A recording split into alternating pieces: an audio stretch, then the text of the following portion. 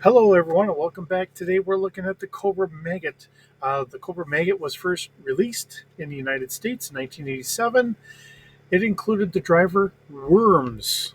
The Magot was also sold in 87 and unfortunately was discontinued in 1989. So, we have a nice view of the Worms driver, which was packaged exclusively with the Cobra Magot, also sold in 1988 and then discontinued domestically in 1989 as well. So we do have some wonderful views on yojo.com. So we have a nice front view. I've made a little bit of a change on this when we get to our stats, and we'll kind of hit that here in a minute. Um, we have a nice tracked vehicle. The hardest thing is when we're looking at this, exactly how long is this going to be? And this is kind of a towed vehicle, so you have like your front vehicle and a kind of tracked trailer here. So trying to figure out exactly how this really goes, I don't know. As far as length, so I'm just taking a little stab in the dark here, um, trying to get this as close as I hopefully can, and we'll go from there. Um, so you kind of see what I'm talking about here in a minute. Um, as we have some wonderful views to kind of go through, and it can be broke off to three different pieces. So once it's in the three pieces, this is a stationary gun, and I don't think you're going to be able to swivel that around. Although I think once or when it's sitting in its tracked uh, trailer position or whatever, it could actually pivot around, but I don't think you're going to get it to pivot around otherwise. And of course, like a lot of model sets, this is how it kind of came in. Something I wish that they would really kind of go back to doing and have that for the classified series.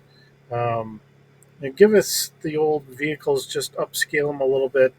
Um, even if they just left it how it was, I think a lot of us would be happy with that as well.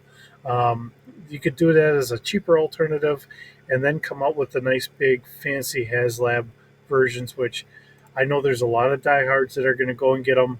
And I don't blame them. If I had the money and all that, I'd probably do the same. So, you know, I'm not going to criticize someone for doing something I wish I could do as well. But as we kind of go through here, um, let's see. And we have all the stickers to put on afterwards. And we go all the way back around. So easily lost and or broken pieces. The radar dish was often broken off from the connector peg, resulting in the dish being easily and oftentimes lost. Um, let's see, we do have this featured in the IDW comics. So we have Cobra Commander here, Dr. Mindbender, Crimson Twins, Zartan, Baroness, um Storm Shadow. Looks like Firefly on the other side, and of course we have Destro in a vehicle up there in the sky. So it's an interesting little view here, and we have Major Blood sitting off on the side here. I almost missed him. So, and again, see now, this is one of the things I kind of added on here that actually is not listed. And I'm going to kind of swing around back on this. Um, looking at a side view for the commercial, it looks like we have three different guns. Um, but when we come up here, we have our blueprints. Um, let's see. I'm going to see if I can open this up and have you guys see it. No, I don't think that's going to work because I think I tried that before. Um, yep, I tried that before. So, one of the things, if you guys can see this on whatever screen you're looking at, so we don't have anything kind of pointing at our small front turreted gun. Okay, so I have this listed as a kind of anti-personnel gun, whether it's a 50 cal or a 30 cal or something. But I do have that listed as I believe, a light repeating blaster, as well as now this is supposed to be a 40 millimeter cannon, sitting right next to the driver. So I have that in there as a laser cannon, and our big cannon here, I have that listed as a turbo laser cannon. So when we're bringing it into our Star Wars, I have that listed in there. The large cannon, I believe it says it's a 155 millimeter cannon. And as I'd already said about the one sitting right next to the driver, that's supposed to be a 40 millimeter cannon. So, just trying to bring this all into perspective and all that. So we do have in 1987 the Maggot, and then we have a Night Blaster, which was done in 88. So it's a nice black version paint job of it as well. So just kind of looking at it.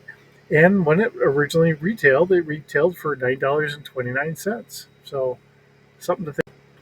All right, so when we bring this into our GI Joe Star Wars universe here, um, I figured that the Maggot would work really well as a Walker scale vehicle, a nice big heavy tank. Um, and I believe tanks and walkers should really be sitting about the same scale here, so that's what I have it at. Now I did put this at about 35 feet, so roughly about 9 meters. Um, I don't know how well that really works. I'm just, like I said, taking a stab in the dark. There's a part of me that says maybe this should be about 40 feet long. I just don't know. So we'll leave it where it is for now. It does have roughly about a crew of three. Um, and I was looking at the schematics. So when you look at it, we do have a driver's seat on our front um, tow vehicle. And in the Canon installation itself, we do have a gunner, and then we also have a person sitting there on the side, kind of as a kind of radar manning station or something like that in there. Um, so I do have that listed in there. Um, we don't have any passenger capability listed on this. I gave it a cargo capacity of about 300 pounds or 136 kilograms. I did give it a full coverage. I figured if you're sitting in there, you're probably kind of ducked down a little or pretty good. I know quite often half the body's hanging out there, but I figured I'd give it a full, um, and I put it at ground range. So as far as altitude, it's ground based, and it has a maneuverability of 2D. Um, there's part of me that says maybe it should be a little less. It's got that joint in the middle, so I think that might make it a little bit easier to turn in a nice tight circle, but I'm not 100% certain on that, so I figure I'd leave it. And I have it going roughly about 46 miles an hour or 74 kilometers per hour. Now, this is a holdover from some of the other stuff. Um, Actually, I think this is actually a holdover from the the Cobra jetpack or whatever. Uh, but keeping it roughly about that speed, um, like I had mentioned in some other videos prior, quite often we run with governors on our tanks and that so they don't go too fast so we don't get unstable there. And actually traveling at about 45 miles an hour ish um, is pretty respectable for something that starts getting fairly heavy. I give it a body strength of 4D, being roughly like a big heavy tank. This is essentially a big artillery piece in my mind, with a long cannon there. That's the way I'm treating it, as a mobile artillery piece. So that's really where I'm trying to go with this. Okay, so the laser cannon. I think what I should be putting on here, and I didn't. So as we're going through this is going to be on um, front uh, front unit.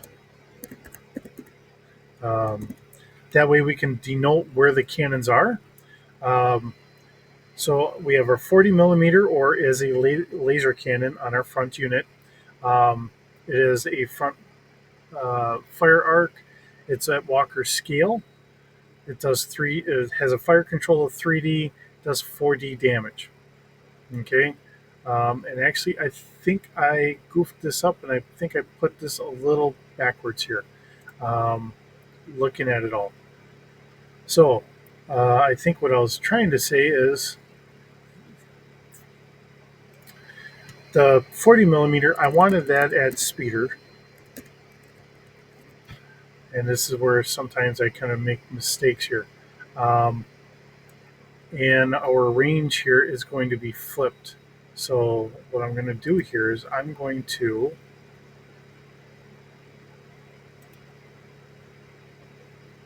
copy that. I'm going to slide it on over here. Um, I don't know if you see how I'm able to just kind of um, slide things around here. Uh, just trying to get this all to work out as as well as I can.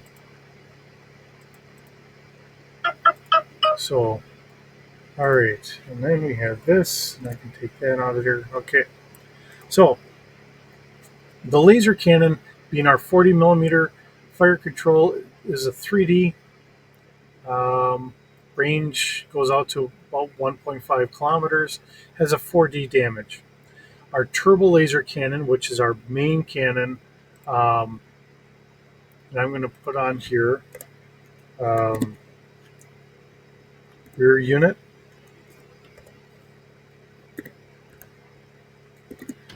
Okay, that way we have an understanding where all this is sitting. Has a fire arc up front. Um, and then I think what we're going to do is um, put turret on there as well, because if it's sitting on there, then I believe it's turreted.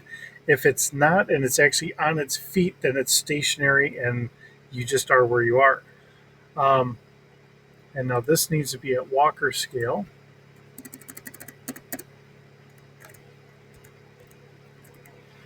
Okay. Fire control of 4D, because it does have, there is listed in there like laser rangefinders as well as um, other aiming equipment in there. So I'm bumping up the fire control to make it a little easier. Now the turbo laser is about a 5D damage at Walker scale, and I have that spelled wrong. I apologize. If I can learn how to spell tonight, that would be wonderful. Okay, and now this is where things kind of go a little different here, and then I'm hoping I okay, so what I did is I kind of doubled things up here. And that's where, okay,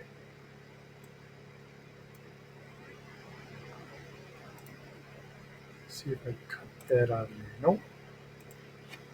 All right, well, okay, now I think we got it.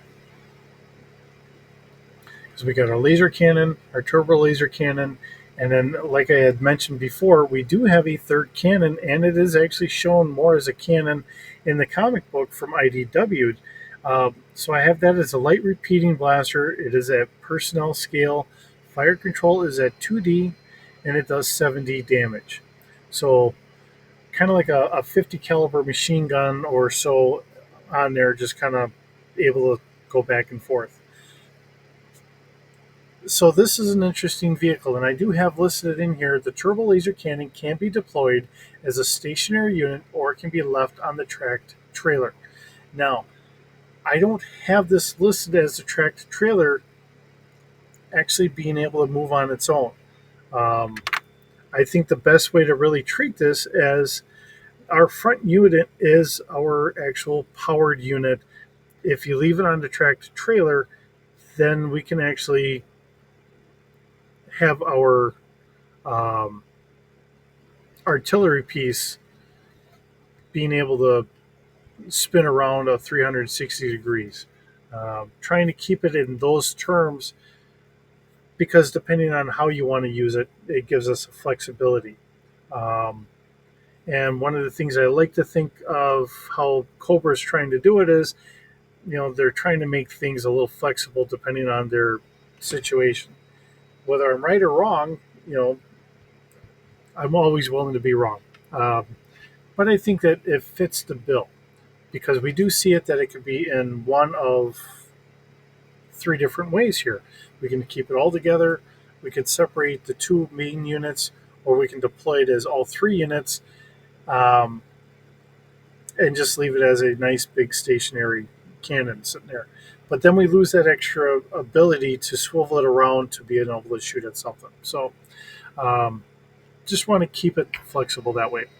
So whether you agree or disagree, let me know in the comments. I'm always happy to see what you say. Um, I think we're getting a pretty good representation on this, but you know, if it doesn't fit the bill for what you need it to fit, by all means, feel free to take what I've made here and then change it for what works for you. This is all for the fun and enjoyment of it all. Um, with that, I hope you have a wonderful day. Thanks for visiting. We'll see you in the next video.